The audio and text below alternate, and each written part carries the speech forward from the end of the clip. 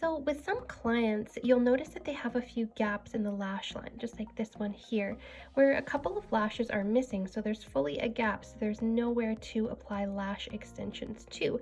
Now, this is really common in people that tend to pick and pull at their lashes, or this can happen for people who've had damage from improperly applied lash extensions, things like that. There are a bunch of reasons why people may have gaps in their lash line. Now, we can actually fill them in because we don't want to just leave that undone. And you can see here I've filled in that one gap, and from the opposite side, like from the front where people would actually see the eye, you can see here you can't even notice the gap at all because it's been filled in by a couple of fans. So I'm going to show you how to fill in those gaps using pre-made fans. So if you're not trained in volume, you don't know how to do volume fans, that's okay. You can still fill in those gaps using some pre-made fans. And if you are going to fill in those gaps using pre-made fans, you probably want to make this more of a hybrid set, including a few more fans throughout just to create that balance. Because if you only have, 2 fans here and 2 fans here just filling in the gaps, and then classic all the rest, it will look pretty uneven. So you want to evenly distribute some fans throughout the set to give them that nice hybrid look.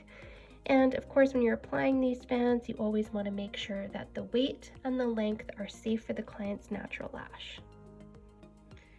So we're going to use the supporting lash right here that is right next to where the gap is. And then we're going to get a fairly wide fan. Now, if you're hand making a fan, you would want to make it into a really wide fan just to cover up that gap. Now I'm just going to dip my pre-made fan in glue.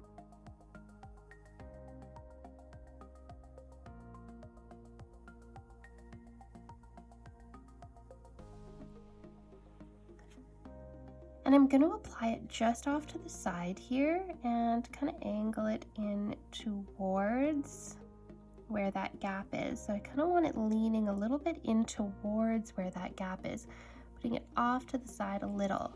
So I've done that now on the one side, and I'm just going to repeat the process on the other side here.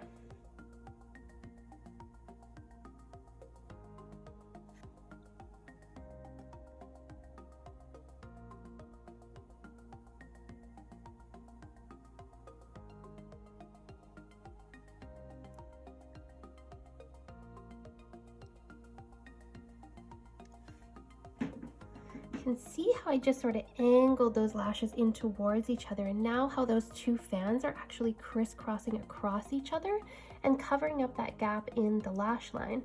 So you can see here that there is still, from the top view, which is the lash technician's view, there is still a visible gap right here and right here as well.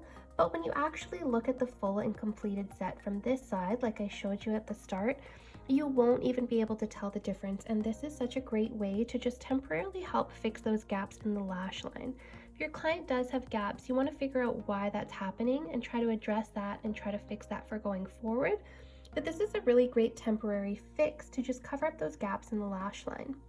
And then, like I said, just make sure that you are evenly applying some fans throughout. If this is a classic set, you'll want to upgrade it to a hybrid, and you can charge extra for that as well, but you'll want to just balance that out with some other fans and some classics in between to just give them that really good look. But so here's the view from the front of those 2 gaps that have been filled in. You can see how they're not even visible anymore. So that's why we love using fans to fill in gaps in the lash line.